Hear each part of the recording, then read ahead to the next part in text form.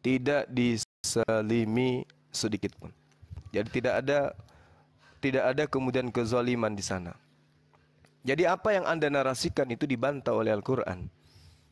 Dan ingat yang dikatakan oleh sahabat saya tadi, Ibu Dewi ya, bahwa di surganya umat Islam itu tempat kebahagiaan, tempat kesenangan, tempat kenikmatan. Apa yang menjadi kenikmatan manusia di atas muka bumi ini tetapi dibatasi oleh Allah, begitu juga kebahagiaan manusia di atas muka bumi ini tetapi dibatasi oleh Allah, adanya kaidah-kaidah larangan-larangan dan seterusnya, itu kemudian oleh Allah lipat gandakan kelak di surga. Jadi di surga itu tidak ada lagi keterbatasan. Dan apakah kemudian karena tidak adanya keterbatasan maka manusia berlaku seperti hewan? Tidak. Kenapa? Karena yang masuk ke surga itu adalah orang-orang suci. Orang suci pasti Anda tahu bagaimana kelakuannya, bagaimana perbuatannya. Mereka tidak hidup seperti hewan.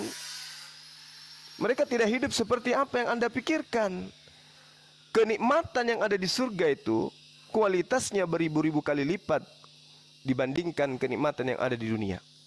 Jadi informasi tentang surga dalam ajaran Islam bersumber dari Al-Quran dan hadits, di mana manusia diberitahu bahwa surga itu adalah tempat yang tidak terbayangkan, ya, yang sangat menyenangkan, tempat yang penuh dengan kebahagiaan, tempat yang penuh dengan pembelasan, kenikmatan dan perbuatan baik di atas muka bumi ini. Jadi penghuninya itu di surga itu mendapatkan kenikmatan yang sempurna, diberikan kekekalan yang sempurna, disediakan makanan, minuman, kehidupan serba nikmat, berikut jutaan kesenangan-kesenangan lainnya.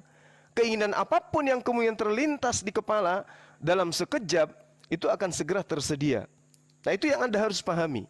Sedangkan di agama saudara, khususnya Kristen ya, agama Kristen yang tidak pernah diajarkan Yesus ini, itu keblinger. Kenapa? Mereka memahami tentang surga itu tempat penyiksaan. Tak ada lagi kehidupan dia di sana. Yang ada kematian. Kenapa saya katakan kematian? Karena sabar. Di Kristen itu surganya tidak ada kehidupan. Kenapa saya katakan tidak ada kehidupan? Kan tidak ada fisik. Gimana mau hidup tanpa fisik? Dia hanya roh. Hanya ruhnya saja. Mau kemana itu kehidupan kalau cuma roh saja? Sementara di dunia dia hidup biologis. Masuk ke surga dia menjadi makhluk roh. Sama dengan setan, gentayangan. Nah, sedangkan kalau kita melihat lebih jauh ini, iblis yang kemudian ingkar terhadap Tuhan itu karena ingin protes kepada Tuhan, ingin menyamai Tuhan. Nah, mereka diceritakan dalam kitab mereka, di surga nanti ada perang naga dengan Mikail. Mikail dipimpin oleh malaikat. Iblis juga dipimpin oleh malaikat. Saya mengatakan sabar.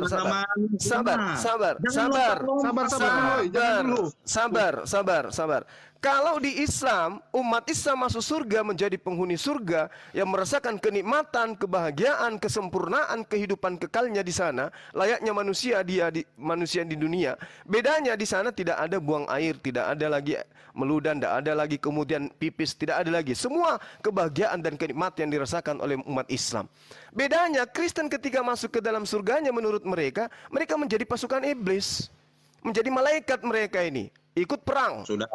Sabar dulu. Kristen ketika masuk ke surga, mereka menjadi hidup seperti malaikat. Kita mengetahui dalam kitab Wahyu, di surga Kristen itu ada perang antara ular naga bersama dengan malaikat Mikail. Ular naga ini yang adalah raja iblis, itu memiliki pasukan berupa malaikat. Kristen ke surga menjadi malaikat. Mereka akan menjadi pasukan-pasukannya nanti si iblis ini. Percaya sama saya. Lalu kemudian pembedanya, ini kesimpulan 30 detik pembedanya. Umat Islam masuk ke surganya, begitu sampai di surga mereka merasakan berbagai macam kenikmatan, kebahagiaan dalam kehidupannya yang kekal. Minuman, makanan, kebahagiaan, semua dirasakan oleh umat Islam. Persetubuhan di Islam, di surga itu hanya satu bagian. Tidak ada apa-apanya persetubuhan itu.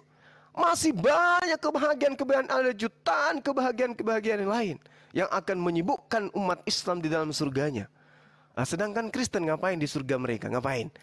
menjadi pasukan ular naga menghadapi malaikat Mikail, menjadi malaikat berwajah 4, satu kepala berwajah 4. Itulah Kristen. Silakan. Oke, wah panjang lebar sih Suma. Gini ya, ada beberapa poin yang saya tangkap dari apa yang disampaikan oleh Suma. Ya. Pertama adalah tidak ada kezaliman di jannah. Tidak ada kezaliman di jannah.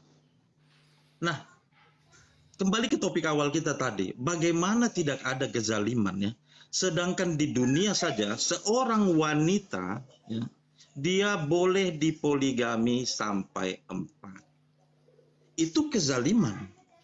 Bahkan dia boleh dipukul karena melawan suaminya karena suaminya pengen kawin lagi. Itu kezaliman. Di bumi saja dizolimi nih wanita. Naik ke jannah. Suaminya bukannya dikurangin istrinya, ditambahin jadi 72 orang. Yang kerjaannya apa?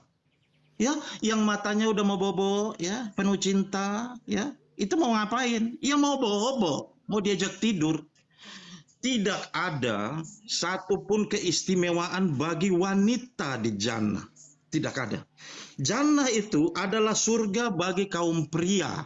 Ya, karena yang menikmatinya itu adalah kaum pria. Ya, yang menikmati bidadari yang bertubuh montok, ya, yang matanya sayu, itu adalah kaum pria, bukan kaum wanita. Ya. Nah, itu yang Anda katakan tidak ada kezaliman di jannah, itu salah besar, ya. Karena di bumi saja dia dizalimi, di jannah pun dizalimi dengan ditambahin poligaminya, ya. Kemudian kenikmatan surga, ya itu poin pertama. Yang kedua saya mau jawab tentang surga bagi orang Kristen, ya. Kalau di dalam Islam, surga itu fisik, ya. Kenikmatan seksual itu fisik. Ada barang emas, ya, perak dan lain sebagainya, itu fisik. Makan itu fisik. Nah, di dalam kekristenan tidak begitu. Surga bagi kekristenan kita merdeka, terlepas dari semua kebutuhan-kebutuhan badania dan jasmania kita. Kita merdeka karena kemerdekaan itulah yang direbut ketika kita jatuh di dalam dosa. Ketika Adam dan Hawa jatuh di dalam dosa.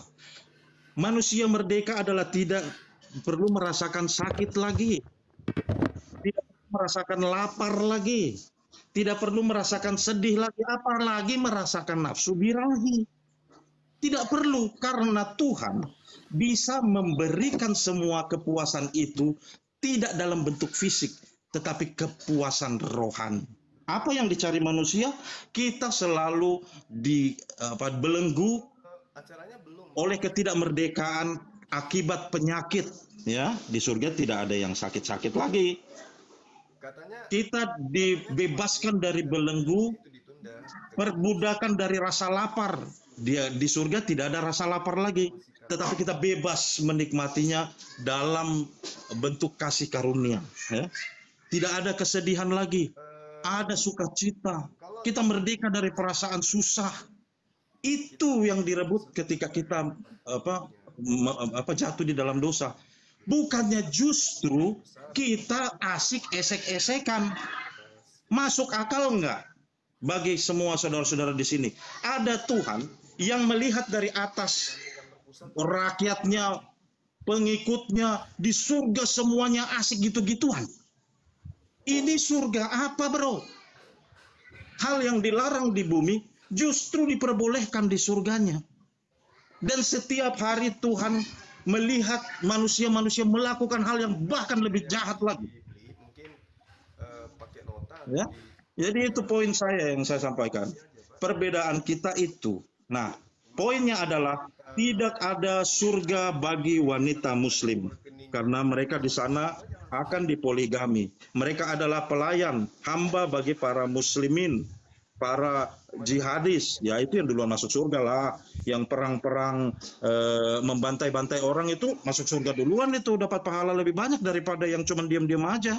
Yang di rumah cuma sholat-sholat aja nggak melakukan apa-apa gitu kan. Itu. Jadi mereka itu wanita hanya dipersiapkan sebagai objek di jannah.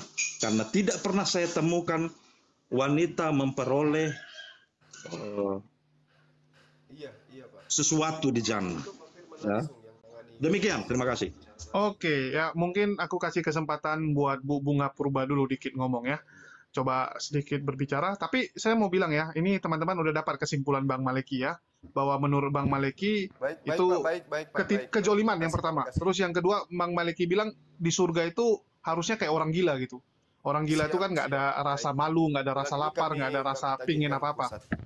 Ya silakan Bang Bunga Purba. Bu Bunga. Oke Bang. Iya Bunga Purba. Jadi surga didefinisikan itu sebagai rumah atau tempat, bukan keadaan pikiran. Sebagaimana banyak sarjana dituntun untuk percaya kemudian sebagai tempat.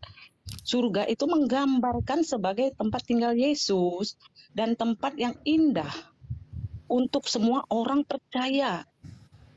Di mana kita benar-benar menjadi seperti Kristus dan menikmati hadirat Allah.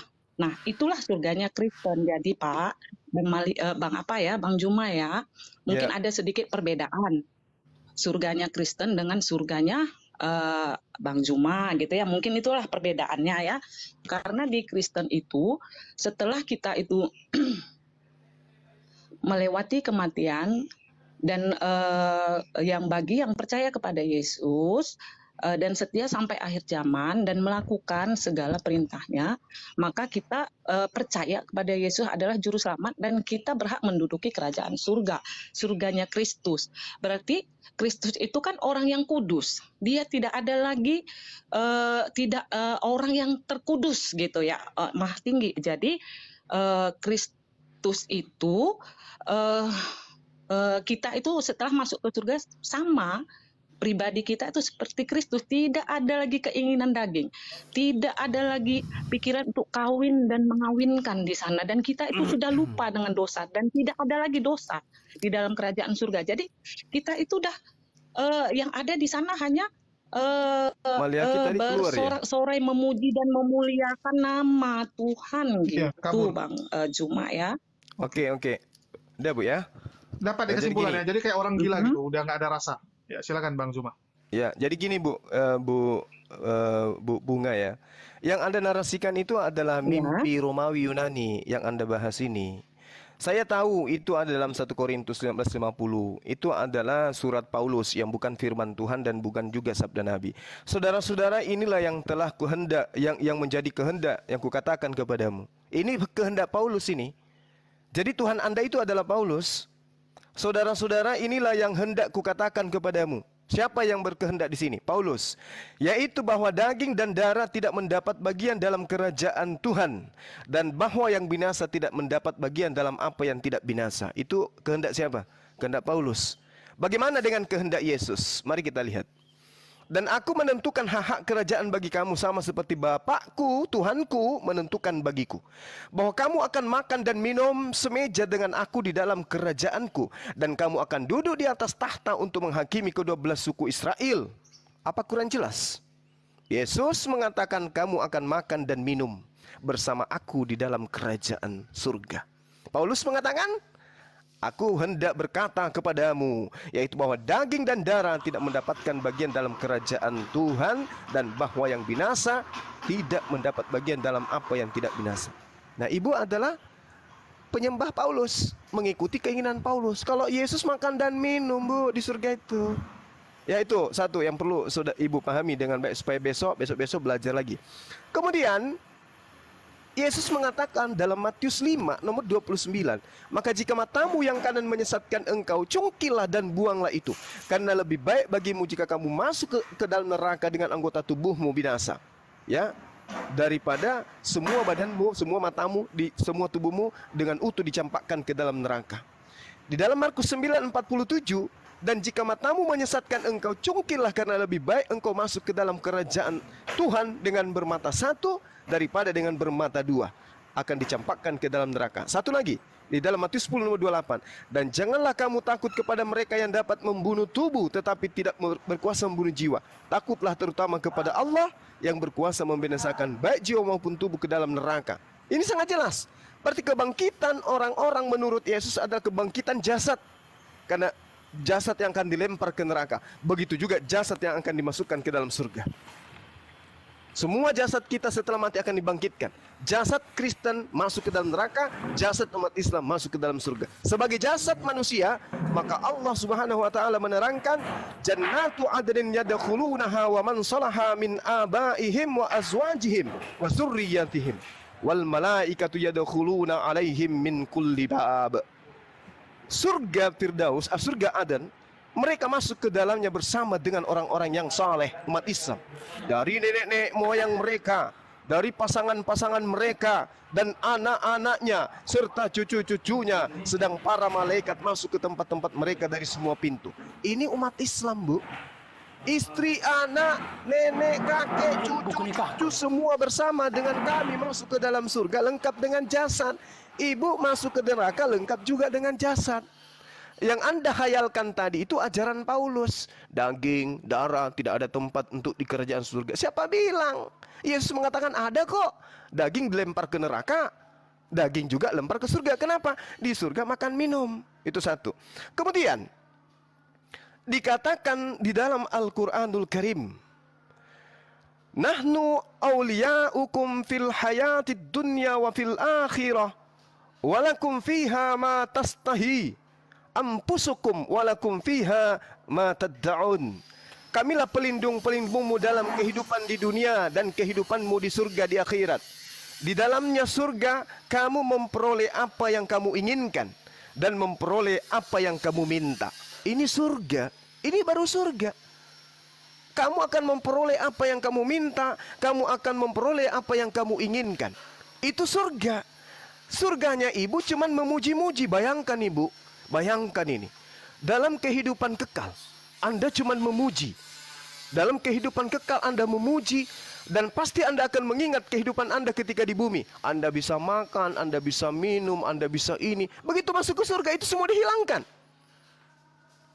Anda di bumi Anda bersendagurau bersama anak, bersama istri, suami, bersama keluarga yang lain. Di neraka, di surga Anda itu semua dihilangkan. Anda tidak mengenal lagi anak-anak Anda tidak mengenal lagi suami Anda tidak mengenal lagi orang tua Anda. Ini surga atau neraka?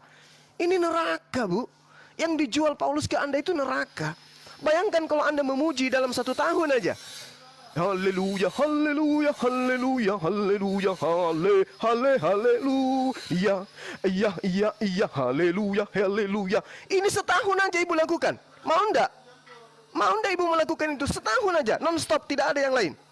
Apalagi dalam kehidupan kekal yang tidak ada akhirnya, hanya ada kata memuji, muji, haleluya, haleluya. Ini surga apa neraka sih? Dalam kehidupan kekal hanya memuji, bandingkan dengan surganya umat Islam. Apapun yang dia minta ada, apapun yang dia inginkan ada. Dan ingat, yang tadi yang dihujat oleh siapa? Penghujat tadi itu. Bahwa wanita akan menjadi penolong. Tidak, Bung. Di dunia ini wanita soleha mana mau digauli dengan yang bukan suaminya? Wanita soleha mana yang mau digauli yang bukan suaminya? Ada. Sedangkan yang masuk ke surga adalah wanita soleha. Masakan dia masuk ke surga dia mau digauli selain daripada istrinya, suaminya? Nggak mungkin. Jadi pikiran tentang pornografi jangan dibawa ke surganya umat Islam. Jangan dibawa. Wanita soleha ketika dia masuk ke surga, maka yang berhak mendapatkan dia hanya suaminya. Ketika dia melihat suaminya bercumbu dengan bidadari, tidak ada kecemburuan. Yang ada hanya kebahagiaan. Memuji kepada Allah. Menikmati kebahagiaan hidup di surga. Itu baru surga, Bu. Di tempat ibu yang tadinya makan, yang tadinya minum, yang tadinya bahagia, tertawa, begitu masuk surga jadi patung. Apa kerjanya? Haleluya, haleluya, haleluya, haleluya, haleluya, haleluya. Ini apa ajaran kayak begini? Muji-muji terus. Mana pembalasan pengabdian ketika di dunia? Mana cinta kasih Allah kepada makhluknya? Yang tadinya dikasih apa? Dikasih Lambo lambung, dikasih mulut untuk makan, dikasih minum untuk mulut untuk minum, dikasih lambung untuk makan, dikasih buah-buahan semua dihilangkan di sana. Itu bukan surga, Bu. Itu apa? Itu neraka. Bayangkan, malaikat aja yang tidak pernah merasakan makan minum layaknya manusia, tidak pernah hidup berkasih sayang dengan pasangannya layaknya manusia, bisa kemudian melakukan pembangkangan terhadap Tuhan. Bagaimana ibu nanti? Miliaran Kristen akan masuk menjadi makhluk hidup seperti malaikat di hadapan Tuhan. Berkongko-kongko nanti kalian itu untuk protes kepada Tuhan. Percaya deh, malaikat aja bisa protes, apalagi kalian yang pernah merasakan kehidupan layaknya manusia. Kok tiba-tiba dihilangkan kodrat itu menjadi makhluk aneh? Makhluk aneh memuji tapi tanpa mulut, itu gimana itu? Gimana caranya memuji tanpa mulut itu? Bang Juma, sorry, itu narasi abang salah. Nggak seperti itu, Bang Juma. Lalu gimana? Sorry ya. Gimana? Tunggu. Aku tambah dulu, Bunga Purba. 1 Korintus 15 nomor Ya, sorry 20, ya, Ibu. Juma. Yaitu bahwa daging dan darah tidak mendapat bagian dalam kerajaan Tuhan. Artinya ibu masuk tanpa daging, ya kan? Hanya roh aja kan? Oke, Yang nanti Bu. Terus apa? Kebahagiaan apa? Jadi gini itu? Bu Bunga Purba, coba Anda jelaskan gambaran surganya, bentuk fisiknya gimana, Gambaran kegiatannya surga. apa. Tapi sebelumnya saya mau Sorry tahu dulu ya. ya. Ini ada Bang Dalbo sama Bang Bagwa. Ya, Bang Bagwa, kalau boleh tahu ini dari Islam atau Kristen, Bang? Halo Bang Bagwa. Halo. Oh, kalau nggak ngomong kuturunin ya. Mungkin dari Bang Dalbo. Bang Dalbo nih Islam atau Kristen? Lupa gue. Saya Muslim. Assalamualaikum warahmatullahi wabarakatuh. Waalaikumsalam. Waalaikumsalam warahmatullahi Assalamualaikum Gurunda. Lanjut. Waalaikumsalam, saudara. Waalaikumsalam warahmatullahi wabarakatuh. Ini dari tadi sebenarnya Dewa gatal juga, ini pengen ngomong. Maliakinya lari. Habis ini antum lah. Di sini udah mau azan soalnya. Apa Oke, kabar, ya Wadi? mungkin dari Bu Bunga Purba dulu, habis Ya, itu silakan, baru Bu, silakan. Bang Diu dulu ya. Iya, yang sorry Bang Juma ya, yang Iya. narasi-narasi abang bilang tadi itu semuanya itu berbeda dari yang kami pelajarin. Jadi gambaran tentang surga itu satu adalah tahta Allah. Nah, jadi tahta Allah. Yang kedua itu tempat di mana Allah akan memberi upah kepada umatnya.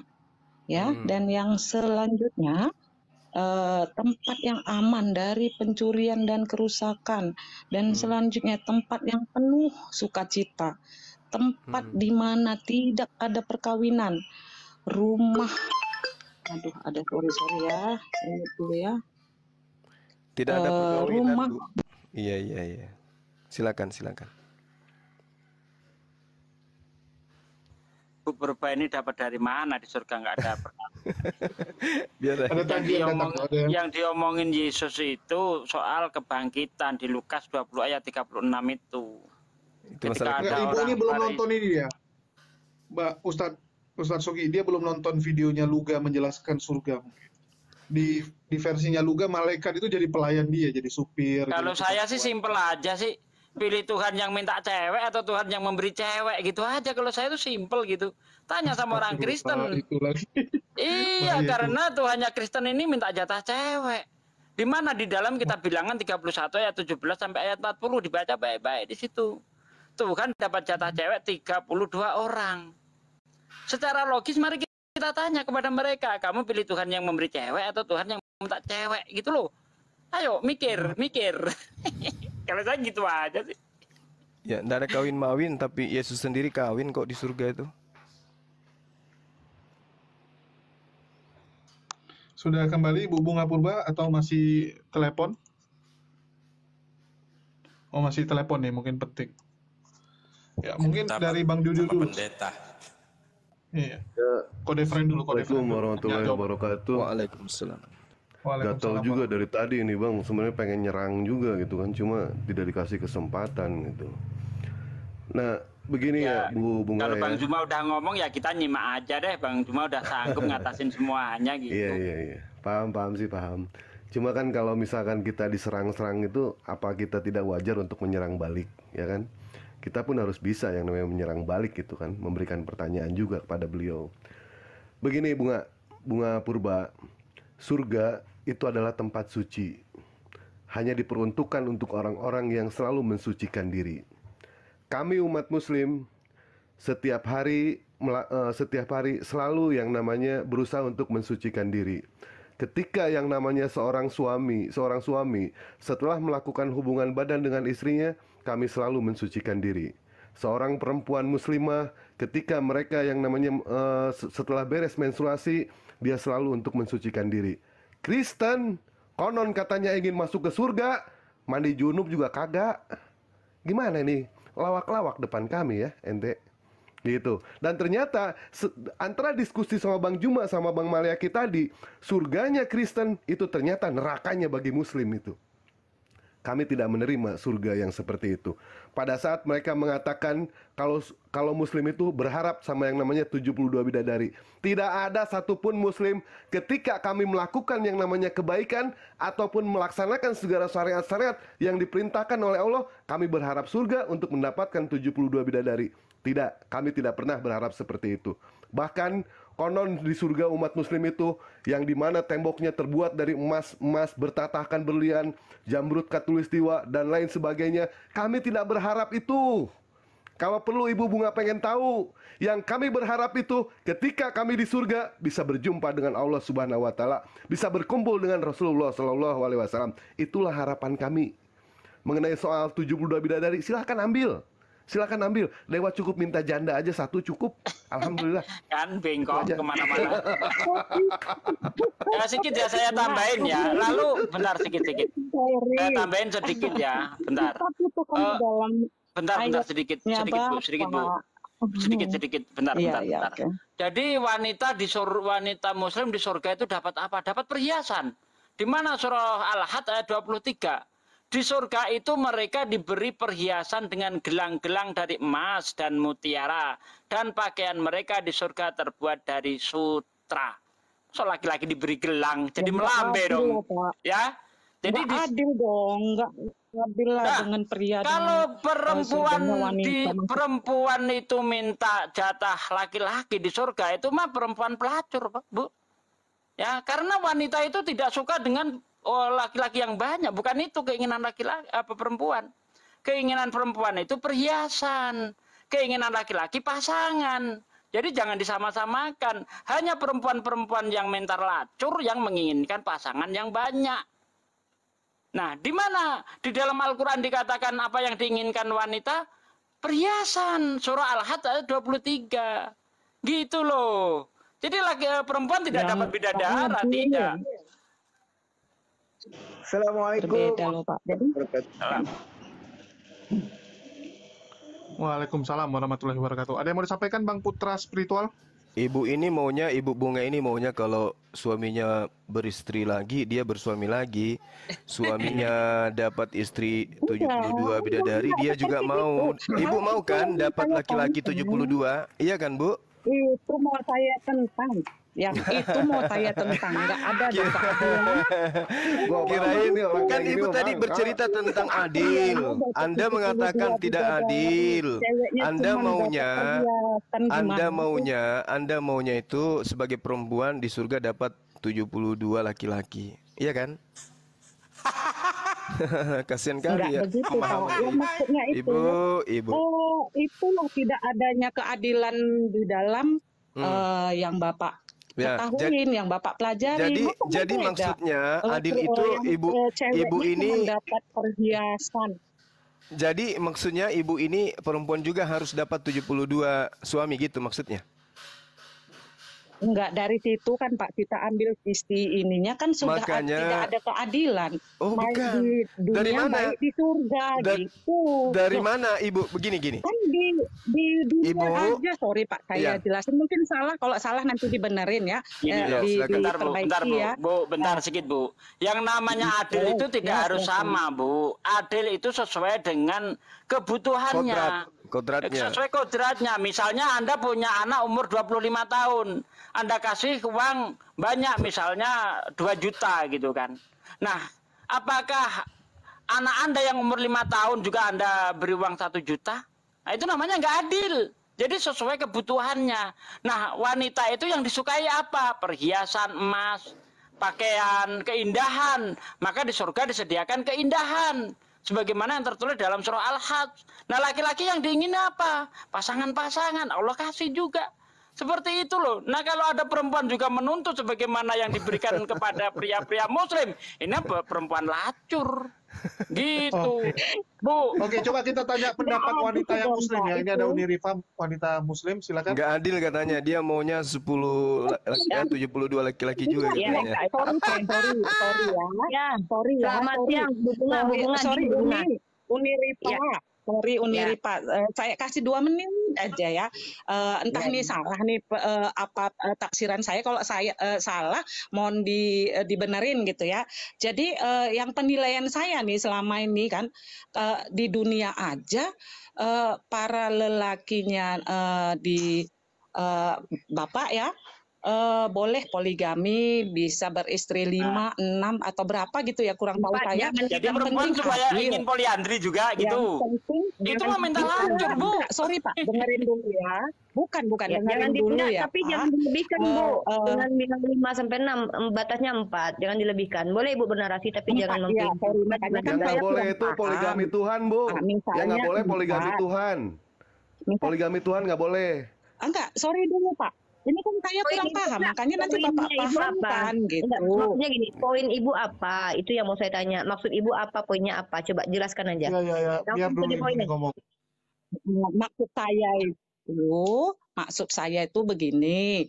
eh Kalau berbicara keadilan, berbicara kehendak gitu ya, gimana kita para wanita itu merasa adil apabila suaminya punya istri 4, 3 mungkin ya, di mana ada keadilannya? Sementara kasih sayang aja sudah tidak adil, Paham. kesenangannya aja tidak adil, kesukaan, Oke, ngerti boleh kan saya langsung Bunda jawab aja. Rita ya? Saya tangkap. Ibu bicara tentang keadilan Tuhan terkait 72 bidadari ya, dan bolehnya laki-laki poligami tapi perempuan tidak boleh poliandri. Justru disitulah Tuhan adil, Bu. Ibu harus paham definisi adil dalam Islam bukan berarti, Bu, sama antara laki-laki dengan perempuan. Tidak pernah bisa sama, Bu. Laki-laki dengan perempuan sejatinya tidak pernah sama. By the way, tentang kesenangan, Bu, mohon maaf. Perempuan secara psikologis, Ibu mungkin saya belajar psikologis perempuan juga ya, Bu ya, bahwa kebanyakan wanita, Bu, yang menjadi prioritas kesenangannya bahkan di dunia, kita belum bicara surga ya, Bu, itu bukan hak seksual seperti sebagaimana laki-laki. Tetapi banyak hal-hal yang menyebabkan kenapa para wanita yang single mother itu mereka itu kadang tidak butuh suami karena mereka berkecimpung di karir, berarti harta, perhiasan, anak-anak. Artinya kalau Ibu bicara tentang adil, justru Tuhan tahu bagaimana kualitas perempuan dan kualitas laki-laki. Nah, karena Tuhan Maha tahu tentang ciptaannya, maka sesuai dengan kebutuhan yang diberikan. Saya nggak tahu apakah Ibu Bunga ini memprioritaskan seksual di atas kesenangan segala-galanya. Saya yakin banyak perempuan ketika kami diskusi ngobrol tuh nggak itu kepentingan mereka. Ibu contoh ya, wanita-wanita yang sudah punya anak 3 atau 2, bahkan Bu, mereka tuh sering ngobrol. Ini kalau kita bicara psikis wanita, mereka banyak cerita bahwa mereka tuh lebih, kalau bisa tuh jangan sering-sering gitu, Bu, berhubungan intim gitu. Tetapi kalau kita bertanya pria, Bu, semakin berumur mereka ya, Ibu tanya sendirilah sama suami Ibu. Saya rasa Ibu paham lah. Artinya, Bu, laki-laki dengan perempuan kesenangannya itu tidak sama, Bu. Secara psikologis ini realita dan kenyataan. Ibu boleh tanya lah para psikolog, Bu. Saya belajar, Bu, karena saya kan di PAI ini, Bu, pendidikan agama Islam. Saya diajarkan psikologis perkembangan sosial dan juga ada wanita kita bahas. Bahkan saya sedang membuat kajian tentang wanita dalam berbagai agama, tentang psikologisnya juga. Artinya, Bu, adil Tuhan ketika memberikan pria bidadari, tapi memberikan apapun yang dibutuhkan wanita. Justru dengan adanya bidadari untuk pria, sebenarnya Tuhan sedang memberikan kesenangan kepada wanita. Kenapa? Emang Ibu ya, kalau kita bicara tentang laki-laki, di mana mereka boleh menggauli istrinya setiap hari, Ibu mau gitu di surga itu bergaul, terus kan nggak pengen senang-senang kan? Pengen lihat pohon-pohon, pakai perhiasan, ngobrol sama teman-teman. Makanya ada bidadari kalau si suami sedang butuh. Ini logikanya, Bu. Mohon maaf nih, logika cetek ya, Bu. Ini saya bawa logika anak SD nih. Artinya di sini adil itu bukan berarti antara laki-laki itu disamakan dengan perempuan. Tapi kecuali Ibu, menurut Ibu seperti Bang Zuma dan Pak Desugi tadi bilang, bahwa ketika suami Ibu poligami, Ibu pengen keadilan tuh laki-laki perempuan juga poliandri. Artinya Ibu menginginkan dipakai rame-rame. Nauzubillah min zalik. Justru wanita semacam ini yang tidak boleh masuk surga dalam Islam. Nah begitu Bu, jadi keadilan Tuhan itu bukan seperti keadilan kita gitu loh Bu, ya. Mohon maaf Ibu, kita beda dengan Tuhan Bu. Tuhan itu bukan memberikan sama antara, ini contoh Bu, ini contoh. Ibu punya anak, saya bawa ke anak deh, ini logika sederhana lagi deh. Ibu punya anak laki-laki dan perempuan, apakah sama yang Ibu berikan hadiah kepada anak laki-laki dan perempuan Ibu? Saya tanya. Ya nggak sama lah Bu, beda. Sama, anak Ibu dua-duanya perempuan, yang satu umurnya 5 tahun, yang satu SMA. Apakah sama Ibu berikan hadiah dua-duanya? Enggak sama, justru enggak adil. Kalau Ibu berikan anak Ibu yang 5 tahun motor, yang SMA motor, maka enggak adil bagi yang 5 tahun, dia enggak bisa pakai. Itu enggak adil. Adil itu memberikan sesuai dengan kebutuhan dan naturnya, Bu. Itu Islam ajarkan begitu. Karena itulah kami percaya bahwa ini firman dari Tuhan. Kenapa? Karena Tuhan memberikan sesuatu yang secara logik masuk akal, maksudnya secara logika, dan secara ilmu psikologi perempuan pun kena, Bu. Saya nggak tahu kalau ada wanita yang pengen dipakai rame-rame ya, karena itu pelecehan dalam ranah sosial. Mohon maaf, lanjut. Ya, kartu kuning untuk Unirifa, jangan bahas-bahas Salome Sokatul di sini ya. Ibu sedang menyindir Sokatul. Iya, itu nggak boleh, Bunda. Enggak, aku nggak bawa Karena kita tadi bukan mengarah ke situ. Iya, jangan bilang Salome, kasihan Sokatul nggak ada di sini dia. Kena sebut. Enggak, maksudnya Ibu kan, kita kan nggak mau dipakai rame-rame, kecuali kalau ada perempuan yang dipakai rame-rame, maka dia nggak boleh masuk surga gitu. Iya, Ibu Bunga Purba bukan pengikut Sofiatul ya, jangan-jangan. Oke, mantap. Lanjutkan kepada guru-guru saya. Saya tambahin, atau mungkin yang dimaksud Ibu ketika laki-laki poligami itu apa bisa adil. Nah, makanya di dalam Al-Quran itu dikatakan, jika kamu tidak bisa berlaku adil, cukup satu saja. Enak Bu, di dalam Islam itu gampang solusinya. Kalau tidak bisa berlaku adil, cukup satu saja. Tapi kalau tidak bisa berlaku adil, tetap dipaksakan, yang dapat ya dosa. Bukan dapat pahala di situ, Bu. Gitu loh ya. Nah, mengenai ketidakadilan ini, coba saya tanya kepada Ibu. Ketika Daud selingkuh atau merebut istrinya Uria, yaitu Batseba, kok justru yang dijadikan korban ini istri-istrinya Daud. Bahkan akan dijadikan aktor pemain prot-prot di tempat umum. Sebagaimana yang tertulis dalam 2 Samuel 12 ayat 11-12. Beginilah firman Tuhan, bahwasanya malapetaka akan aku timpakan ke atasmu yang datang dari kaum keluargamu sendiri. Aku akan mengambil istri-istrimu di depan matamu dan memberikan kepada orang lain. Orang itu akan bersetubuh dengan istri-istrimu di siang hari. Tetapi karena engkau melakukan secara tersembunyi, aku akan melakukan hal itu secara terang-terangan di depan seluruh mata orang Israel. Nah, ini keadilan Tuhan di mana ini? Daud yang berbuat dosa, Daud yang selingkuh, Daud yang mengambil istri orang, tapi kenapa istri-istrinya Daud yang dihukum? Yang dijadikan aktor pemain prot-prot di tempat umum. Ini letak adilnya di mana coba? Sementara Daud justru mendapatkan hal yang lebih lagi. Sebagaimana kalau kita lihat di ayat 8, telah kuberikan isi tuan rumahmu, ya, istri-istri tuanmu ke dalam pangkuanmu, orang Yahuda, orang Israel dan orang Yahuda. Kalau itu belum cukup, akan kutambah lagi ini dan itu. Nah, Daud justru ketika selingkuh mendapatkan hadiah yang lebih banyak dari Tuhan. Sementara istrinya yang tidak tahu menau mengenai hal itu dihukum, dipermalukan di tempat umum. Ini keadilan apa? Ayo lanjut. Silakan jawab.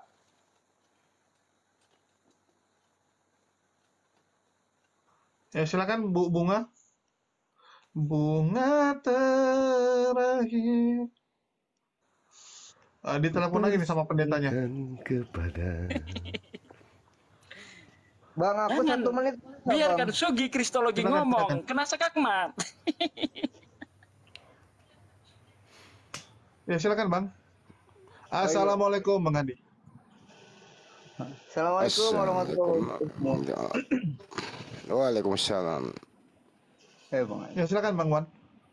Iya. Jadi begini ya, sebenarnya begini ya. Jadi begini ya sebenarnya ya. Mau dengerin nggak nih? Nggak mau. Begini doang, apa yang mau dengerin? Sebenarnya masalah hal-hal begituan yang diomongkan tadi Pak Desugi itu sepertinya menggambarkan kehidupan di Jakarta di malam hari di daerah Lokasari gitu. Kenapa ada identik sekali dengan kehidupan malam di Jakarta yang selama ini underground Jakarta. Semalam saya baru survei ya di Jakarta. Pelaku-pelaku itu sebenarnya tidak bisa membedakan antara yang mana yang Muslim, yang mana yang Kristen melakukan hal-hal yang bertentangan dengan ajaran agama, baik kedua agama ini gitu ya.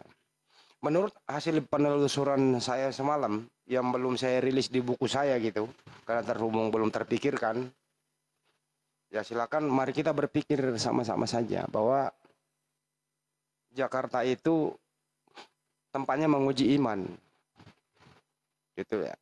Cukup Pak Desugi sajalah yang telah mengalami bagaimana pahitnya kota Jakarta. Kalau ya.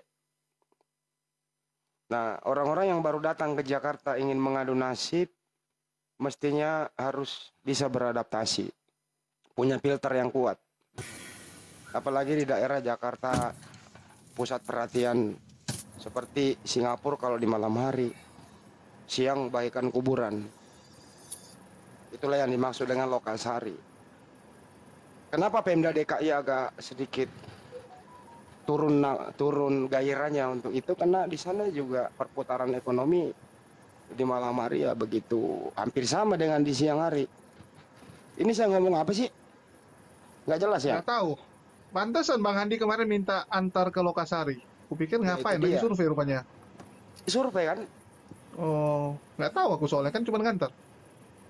Survei. Gitu. Ada yang mau nemenin lagi ngantar malam kita survei? Kita syuting. Itu ada sekarang. Bang Aristo tuh mau nemani tuh. Assalamualaikum Bang Aristo.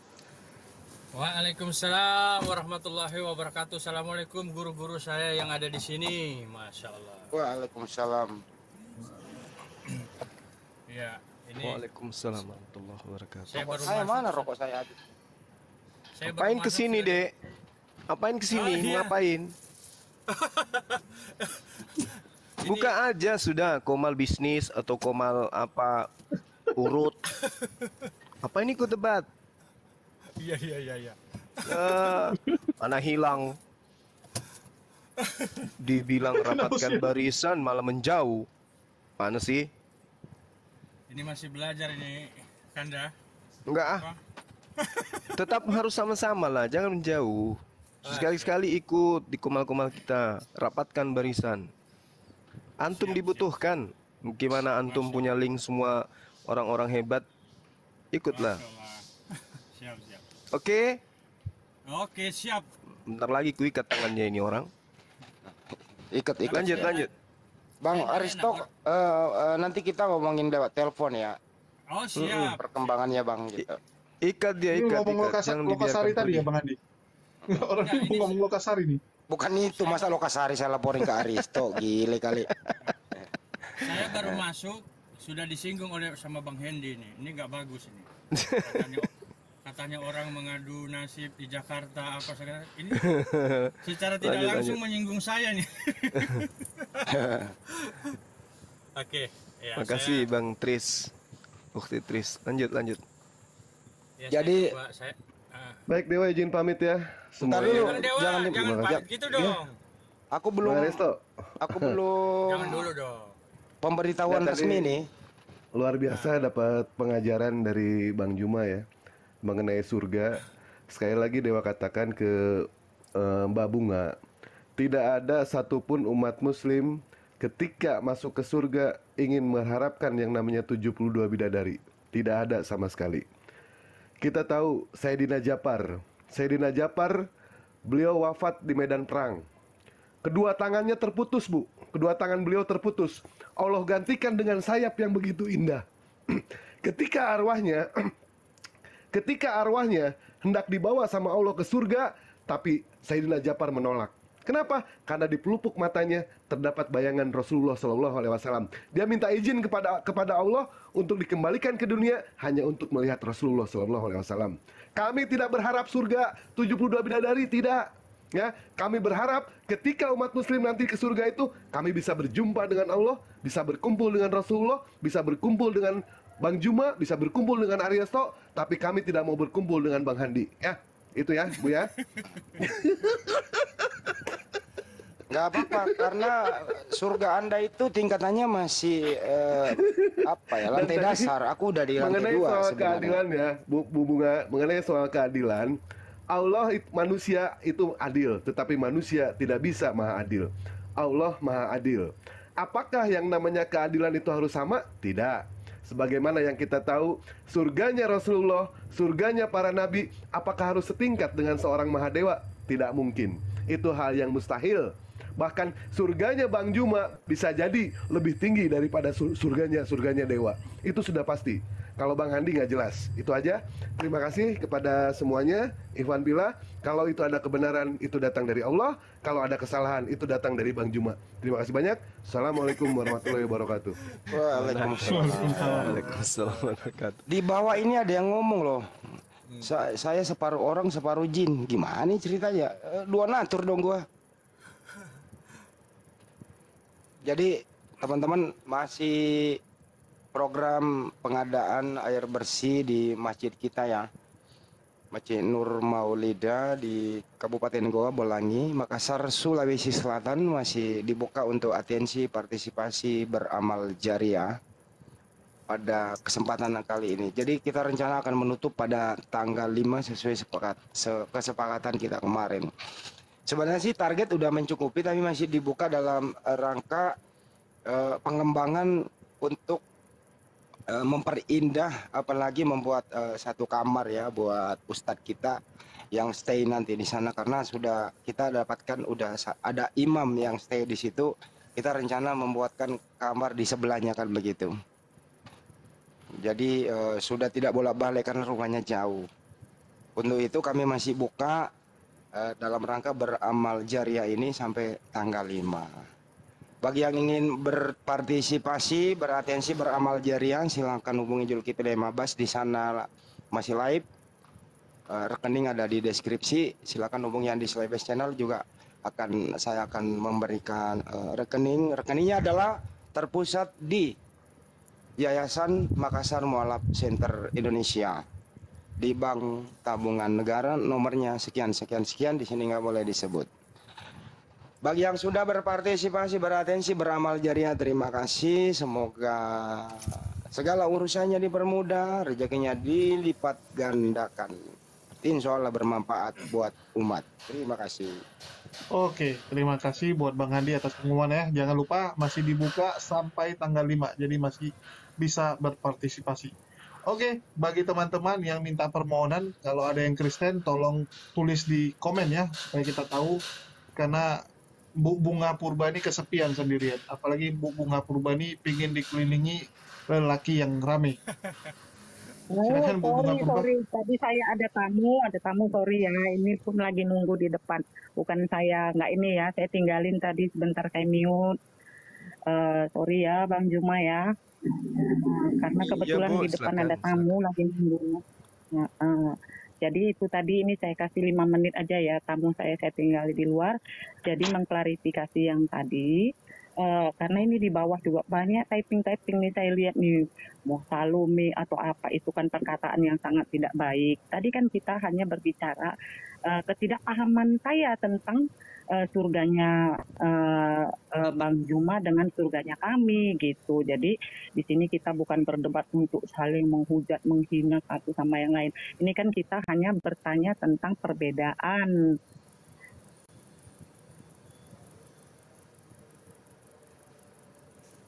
Loh, kok hilang? Ya, bagi teman-teman Kristen yang di bawah typing ya. Kristen dengan surganya Muslim gitu. Jadi kan